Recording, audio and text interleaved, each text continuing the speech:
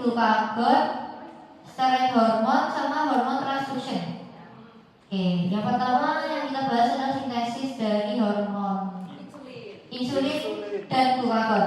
Ini nggak akan tulis glukagonnya karena cuma bedanya kayak ini proglukagon, proinsulin gitu ya. Jadi aku harus tulis dua lagi.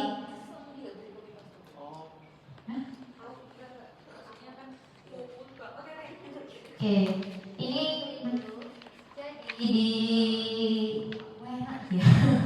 jadi di DNA kita itu sudah ada kode genetik yang untuk memproduksi glukagon dan insulin. Nah, DNA tersebut nanti akan melakukan apa proses transkripsi menjadi mRNA.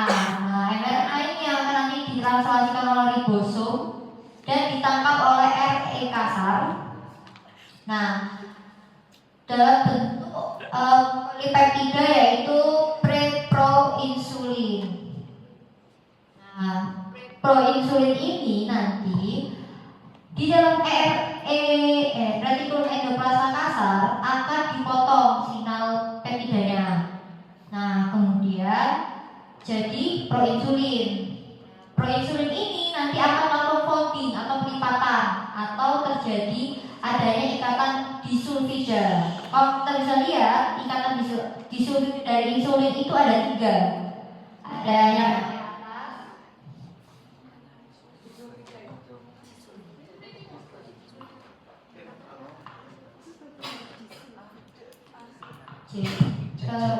jadi suaraku sebenarnya tidak terlalu keras. Ya, ini ada antara ini kan yang atas alfa, yang bawah beta. Antara alfa ke alfa, di alfa ke alfa 1, beta ke alfa, beta ke alfa nya 2. Nah, ini yang menyebabkan ikatan disulfida ini itu yang menyebabkan bentuk dari insulin itu 3D. Aku ngomongnya tersier, protein tersier, struktur yang tersier. Nanti tak jelasin apa itu tersier, apa itu sekunder dan lain-lain. Nah, terus kalau glukagon karena tidak ada ikatan disulfide atau disulfida, bentuknya itu ya udah kayak seberkas protein alfa atau beta, itu dia bentuknya helix, semacam helix itu. Nah, makanya dia bentuknya adalah sekunder. Gitu. Nah, sudah selesai sampai proinsulin. Ada ikatan disulfidnya, ini berapa insulin? 3. Nah, dia keluar dari REK masuk ke Golgi. Pokoknya gandengannya apa ya? Pasangannya retikulum endoplasma kasar itu pasti masuk ke Golgi dulu karena nanti akan melakukan pemotongan lagi, modifikasi lagi. Ini Golgi aparat ini. Nah, Golgi aparatus untuk melakukan pemotongan si peptide dan biar bisa jadi insulin. Nah, insulin yang tidak terpakai akan disimpan ke sel granulosum. Gitu. Nanti kalau misalnya ada trigger glukosa yang naik, nah baru nih insulinnya bangun dan ada proses pengaktifan dari insulin. Gitu. Sudah, dari sini ada yang ditanyakan. Glukagon juga sama, nanti dia akan tunggu diaktifkan dulu sebelum nanti akan bekerja. Triggernya adalah glukosa yang turun di dalam darah. Nanti ada reseptornya turun di dalam darah. Gak usah sampai profes, aku pun tak tahu. Tidak apa. Oke, ada yang nanyakan? Mau recall lagi? Jadi DNA kita itu sudah ada materi genetik untuk membuat glukagon dan insulin. Nanti ditranskripsikan jadi mRNA, masuk ke REK dalam bentuk polipeptida. Nah, polipeptida ini berupa namanya preproinsulin. Kalau glukagon berarti preproglukagon. Nah, nanti terjadi pemotongan dan folding atau pelipatan, dan pelipatan itu ada ikatan disulfidnya itu. Nah, di situ proinsulin tebal dan Golgi atau Golgi apparatus dipotong si peptidenya dia. Nah, nanti menjadi insulin. Nah, insulin ini kalau misalnya tidak ada trigger glukosa yang naik, dia akan disimpan di sel granulosum. Nah, kalau misalnya ada trigger glukosanya naik, ya udah dia bekerja gitu. Sudah? Gampang kan? Gampang banget. Jadi sepapanya nanti, nah ini yang seperti yang tak jelaskan nomor itu pas si peptide ini tuh jadi marker jumlah insulin dalam tubuh kita. Jadi kalau misalnya ada yang resisten, berarti kan insulinnya meningkat, tapi dia nggak bekerja. Berarti ada yang salah tuh sama reseptornya insulinnya, berarti dia resisten. Nah, kalau misalnya dia insulinnya si peptidenya kurang, berarti ya jumlah insulinnya kurang untuk memenuhi kebutuhan tubuhnya itu. Gampang kan? Gampang sekali. Oke, lanjut. Coba dijelaskan pakai bahasa Melayu. Oke, nah protein structure.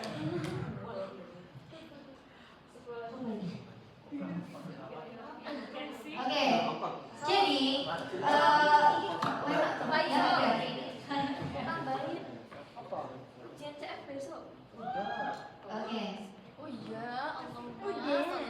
jadi protein struktur itu ada jenisnya 4. Ada primer, ada sekunder, ada tersier, dan ada kuarter.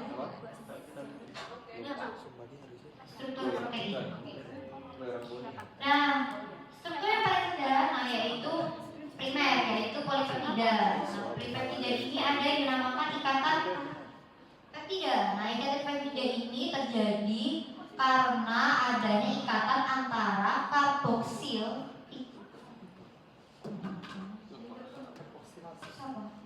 Karboksil itu apa, Pak? Karboksil. Halo, apa?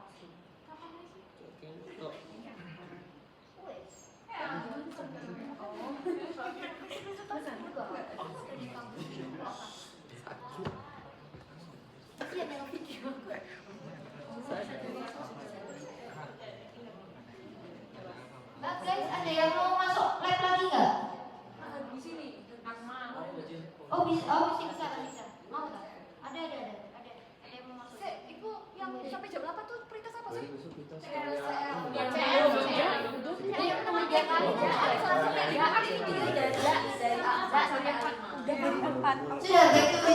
Ada yang aja berapa? Halo.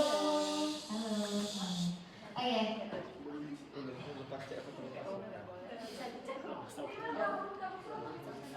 Karboksil.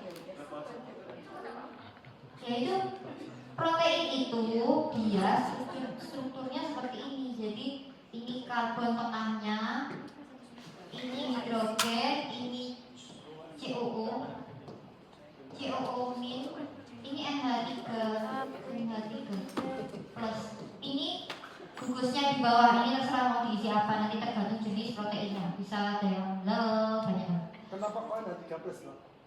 Itu sudah aturannya, nggak usah ditanya. Nah, ini yang menyebabkan amin. Nah, ini karena aminan ini. Nah, ini karena aminan. Terus habis itu, nah dia kayaknya bersatu nih. Atau kita bisa bilang ikatan peptida itu namanya karboksil amina. Kalau Dr. Sudarno bilang tuh ikatan polipeptida itu, ikatan peptida itu nama lainnya adalah karboksil amina karena yang berikatan adalah gugus karboksil dan gugus amina. Ini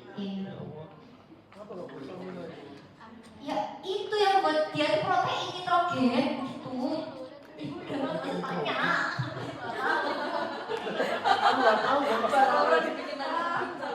Ya emang, jadi protein itu kalau nggak ada ini bukan protein, udah.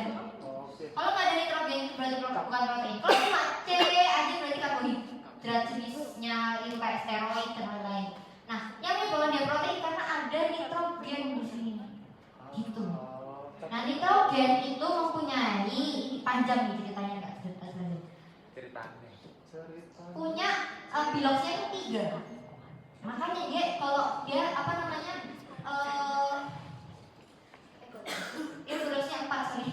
Biloxnya 4. Makanya kalau misalnya dia berikatan di sini, iya. Maksudnya kayak kan itu kan nggak sih Ra, dulu pelajaran SMA yang kayak biloxnya itu kan. Iya kan nanti Lama. Salah mak gue. terus nanti dia kali ini 4 nih, berarti dia harus berikatan dengan yang bungkusnya ini plusnya, berarti kan ini kali 4 gitu kan. Misal ada yang itu ada 2, ada yang 3 dan ada yang 4 seingatku. Sih aku lagi. Aku pun lupa. Ya gitu lah pokoknya. Makanya kalau karbon kan dia berikatannya 4 nih. Paling gampang karbon ya. Karbon kan ikatannya 4, 1, 2, 3, 4 ya kan. Gitu. Ya udah lanjut. Ini gue karboksil amina. Ini masih mau ada aras nggak? Soalnya udah tungguin mas nggak? Gak mau. Siapa kamu? Gak mau. Gak ada WA. Oh iya kamu Gak mau. Oh yang udah dikasih keterangannya apa kamu ngasih sendiri? Gak mau. Yang udah kasih keterangan. Kata Langsung ini aja. aku. Oke. Gak usah. Lanjut Re. Langsung aja. Kalau mau minta lewat app. Ya. Terus yang ke ikatan struktur sekunder itu ada ikatan hidrogennya. Nah, oh iya, ini tambahan lagi maaf gue ingat. Ikatan ini itu kan antara amina sama karboksil itu nanti menghasilkan H2O. Nah, pengikatan ini itu disebut namanya dehidrasi. Prosesnya dehidrasi karena dia menghasilkan H2O. Ketika ada air atau H2O yang masuk ke sini, kan amina hidrasi, dia pecah. Ininya ikatannya. Nah, oleh enzim namanya protease. Tadi masih ada ingat bukan? Masih ada. Ya, enzimnya protease. Menghidrolisis itu ya. Ya. Iya. Nah, udah itu mau info aja. Udah balik tuh ke struktur sekunder itu ada ikatannya itu hidrogen.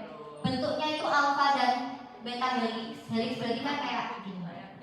Untayan gitu. Berarti DNA kita, pakai DNA kita adalah ya sekunder. Ya, helix. Kemudian ada ikatan tersier atau aku biasanya nyebutnya 3D karena dia memang bentuknya kayak globulin gitu, dia 3D gitu.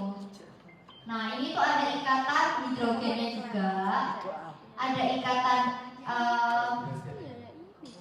disulfide-nya tadi dan ada salt bridge itu kayak NaCl gitu. Ini ada ikatan NaCl ini. Iya mana salt gitu lah. Sungguh menyenangkan. Oke, yang terakhir adalah ikatan kuarter atau terdiri dari 2 polipeptida minimal. Contohnya itu adalah hemoglobin, terus ada antibodi kita itu juga termasuk struktur kuarter. Hb kan ada 4 globulin tuh, ada 4 polipeptida berarti. Udah, itu mau infonya. Terima kasih. Terus lanjut ke dari sini ada yang mau tanyakan? Semuanya. Insulin. Ada yang lanjut aja ya. Lanjut aja. Terus, nah ini proses aktivasi dari insulin. Jadi insulin ini kan membran, ini eksternal, ini internal. Jadi nanti insulin akan berikatan pada subunit alfa reseptornya insulin reseptor. Dia akan membuat aktifnya tirosin reseptor di sini yang akan memfosforilasi insulin reseptor IRS lah. Ini dia itu kan akan memfosforilasi gitu loh IRS-nya. Terus Oke. Terus dia akan mengaktifasi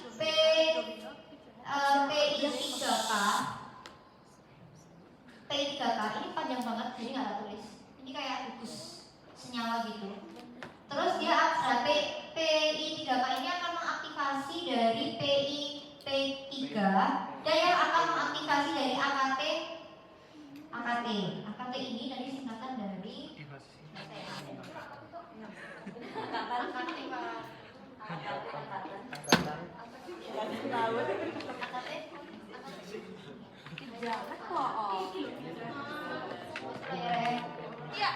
itulah pokoknya AKT. Nah, AKT ini yang akan nanti mengaktifasi beberapa protein di dalam intraseluler yang akan men-trigger untuk glikogenesis, protein sintesis, terus fatty acid sintesis, terus pembuatan GLUT4, terus akhirnya memicu glikolisis gitu.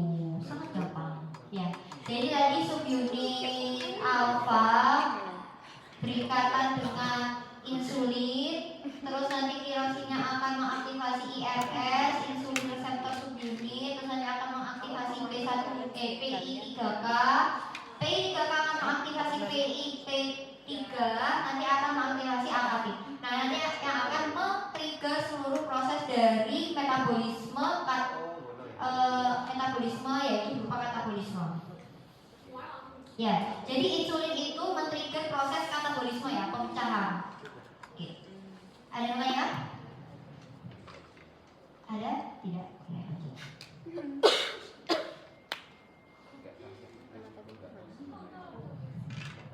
Ini nggak tanya karena sudah mengerti ya?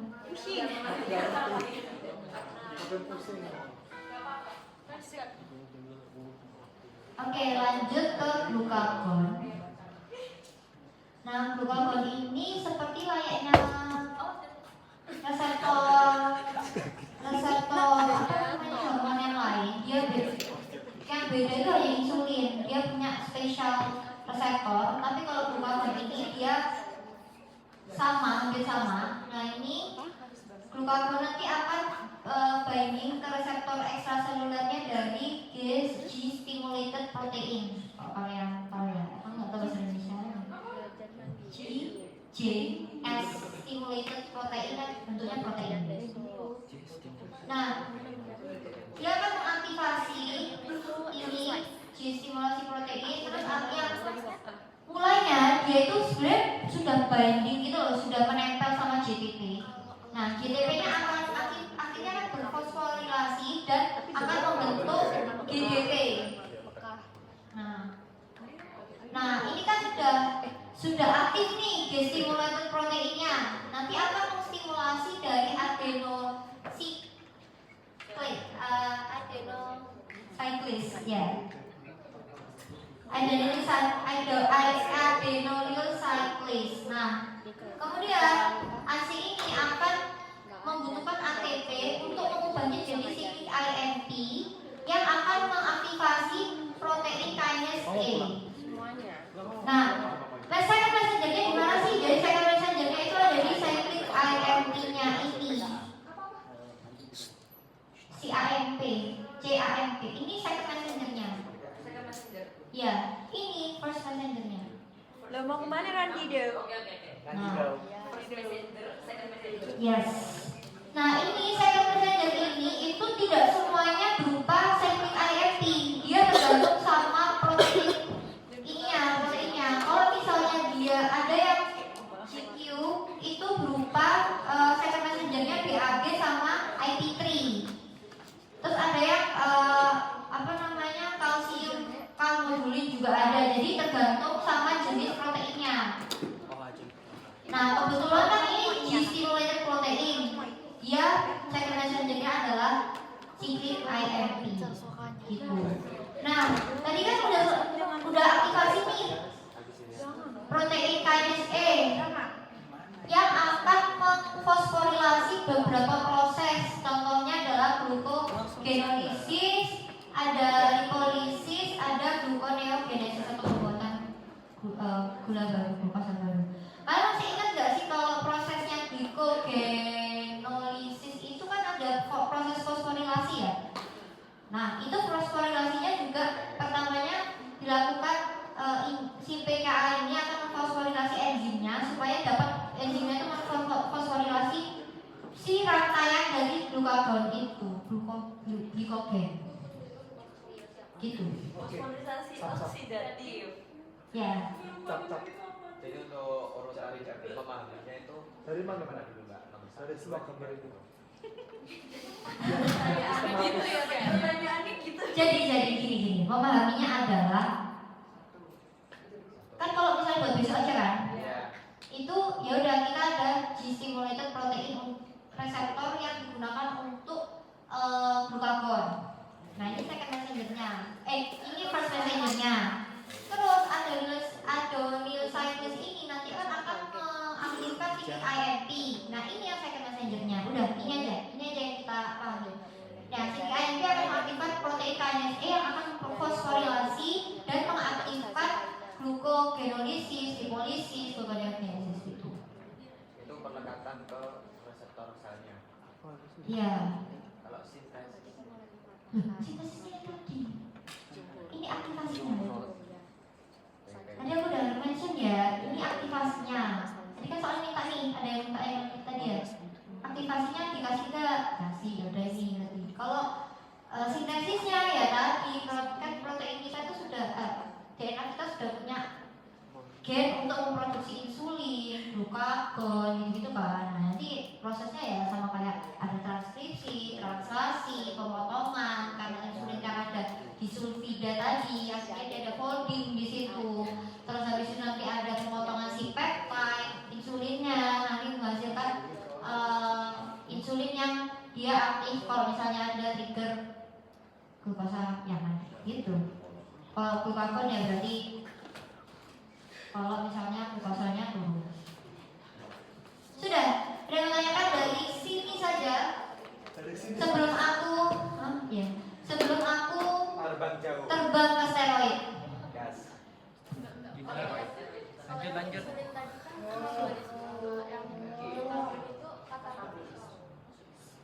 Salah balik, insulin itu katabolisme pemencahan kan, dia glikolisis itu kan pemencahan. Kalau di glukagon itu trigger proses anabolisme atau penyatuan.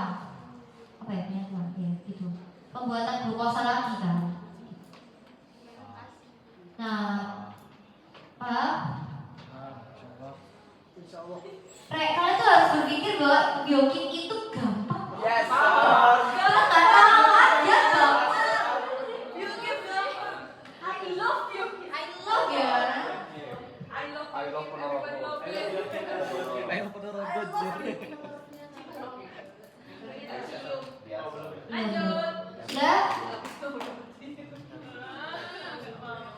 Ada ya? Oke. Next, steroid hormon dikit kok cobaan. Jadi apa itu hormon steroid? Dia itu termasuk grup 1. Dia reseptornya intraseluler, dia itu terbuat dari kolesterol, dia itu lipofilik, dia itu hidrofobik. Dia itu masuk dengan gampang ke membran sel karena bersifat non-polar.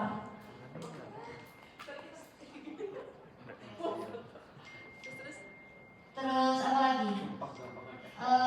Udah kalau dalam hormon sih hanya itu sih yang diperlukan. Terus proses pembentukan steroid hormon karena dia itu adalah lipofilik, makanya bahan dasarnya adalah kolesterol.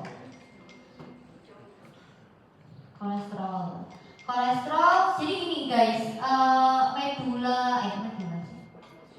kompleks adrenal itu kan suprarenal atau apalah gitu namanya. Itu kan dibagi jadi 3 bagian kan. Itu nanti ya hormonnya beda-beda. Bukan hormonnya beda-beda sih, ya hormonnya yang dihasilkan dominan itu beda-beda.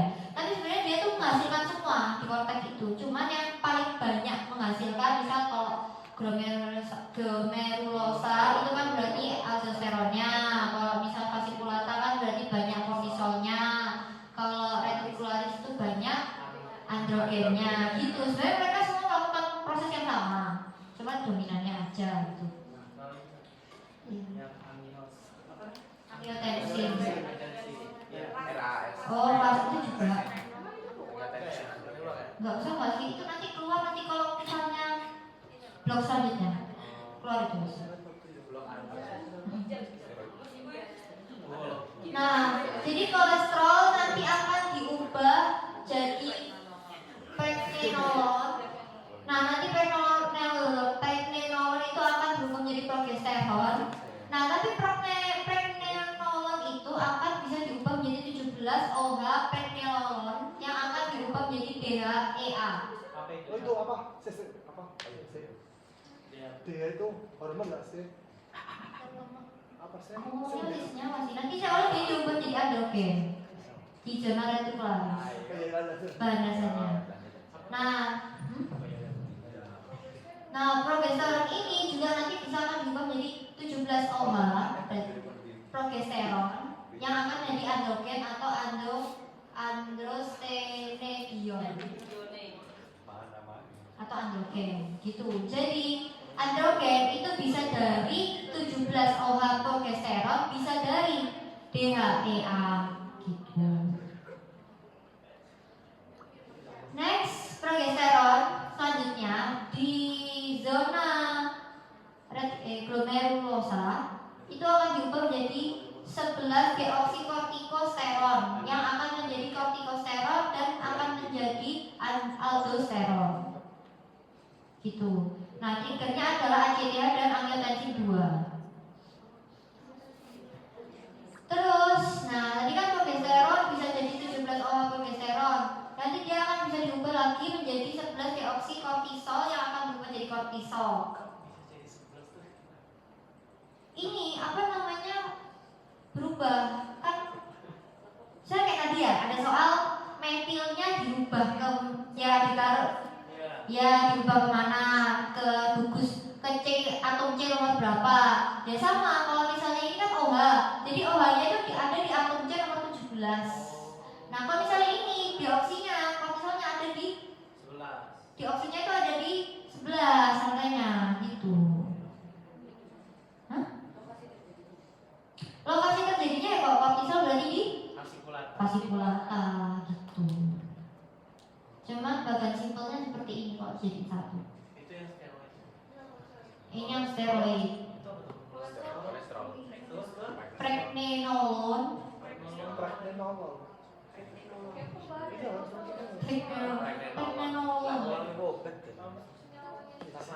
Yes.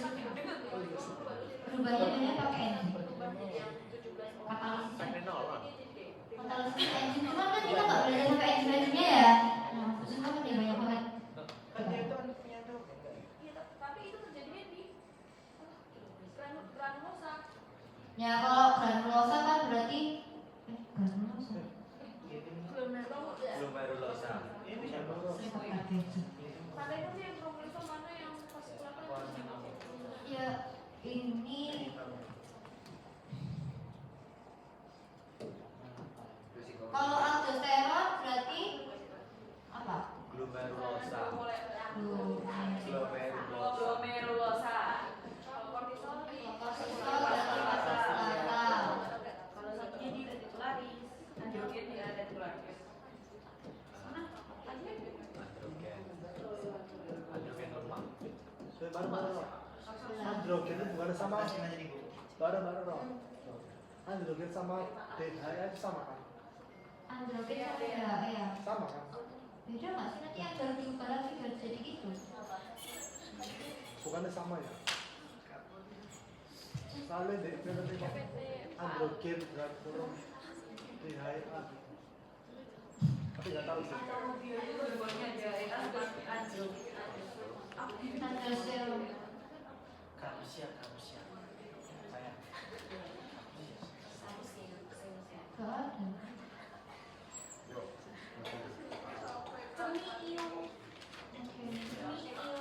Ya coba nanti dicari ya ke ChatGPT atau Gemini terserah teman baik kalian yang mana. Teman baik kalian.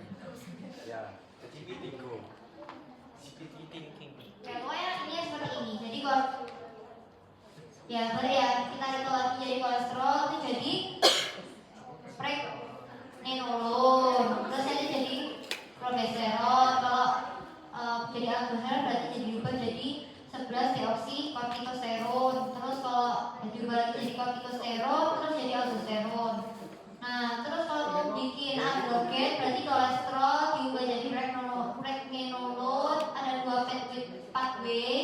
mau diubah jadi 17 OH pregnenolon, nanti yang jadi DHEA, yang kemudian akan jadi androgen. Terus pathway kedua ada pregnenolonnya diubah jadi progesteron dulu, terus akhirnya akan berubah jadi 17 OH progesteron, kemudian nanti akan diubah menjadi androgen. Terus si bikin kortisol, caranya ya kolesterol lagi diubah jadi pregnenolon, diubah jadi progesteron, diubah jadi 17 OH progesteron, diubah jadi 11 deoksikokortisol, jadi kortisol. Iya. Bareng. 17 dari mana? Nomornya. Oh. Dari di sini. Akmal tanya. Nomornya OH-nya berarti di rantai 17, rantainya C. Auto stay on